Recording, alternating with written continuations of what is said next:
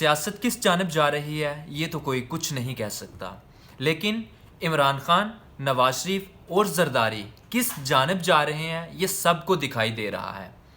P D M نے کچھ ترامیم کی اپنی حکومت کے اندر، ان ترامیم کے بعد عمران خان نے ایک درخواست دائر کی نیب ترامیم کو کل عدم قرار دینے کے لیے، پھر جسٹس عمر عطا بندیال صاحب میدان میں آئے، اس درخواست پر سماعت ہوئی، سماعت ہونے کے بعد 15 ستمبر 2023 کو جو 10 ترامیم تھیں جس میں سیاستدانوں کو مفادات ملنے تھے، ان میں سے 10 میں سے 9 کو کل عدم قرار دے دیا گیا۔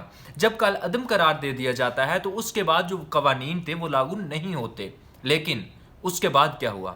اس کے بعد اب جب نگران حکومت آئی، نگران حکومت کے آنے کے بعد نگران حکومت یعنی کہ وفاقی حکومت، اس نے فیصلہ کیا ہے کہ نظر ثانی اپیل درخواست دائر کرے گی اس فیصلے کے خلاف جو جسٹس عمر عطا بندیال یعنی کہ سابق چیف جسٹس نے جو دیا تھا۔ ہوگا کیا؟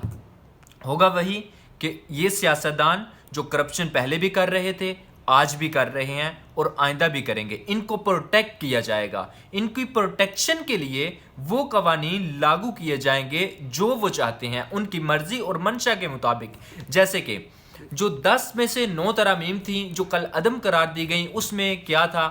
وہ تمام وہ تھیں جن میں ان کو مفادات ملنے تھے۔ اور وہ کون سی ترامیم تھی جو بنائی گئی تھی، جو قانون بنایا گیا پارلیمنٹ کے اندر؟ وہ یہ تھا کہ جناب 50 کروڑ سے جو کم کرپشن ہے اس پہ نیب کچھ نہیں کر سکتا، نیب کارروائی نہیں کرے گا۔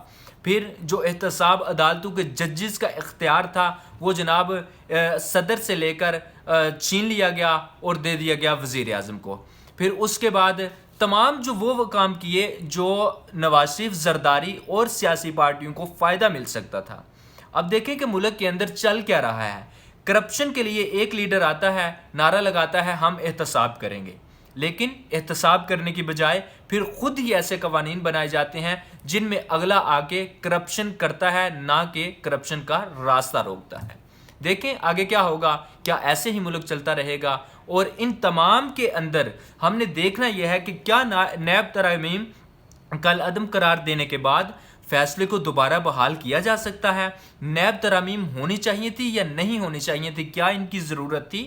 سیاستدانوں کو جج صاحبان پر اعتبار کیوں نہیں؟ کبھی سرکار کسی جج پر الزام لگاتی ہے تو کبھی کوئی وزیر اعظم اٹھ کر الزام لگانا شروع ہو جاتا ہے۔ کہانی کیا ہے یہ تو عوام ہی جانتی ہے، کیونکہ عوام ان کو ووٹ دیتی ہے۔ اب تک لیے اتنا ہی، مجھے اجازت دے، اپنا بہت سارا خیال رکھیے، چینل کو سبسکرائب کر لیں، ویڈیو کو لائک کر لیں۔ اللہ حافظ۔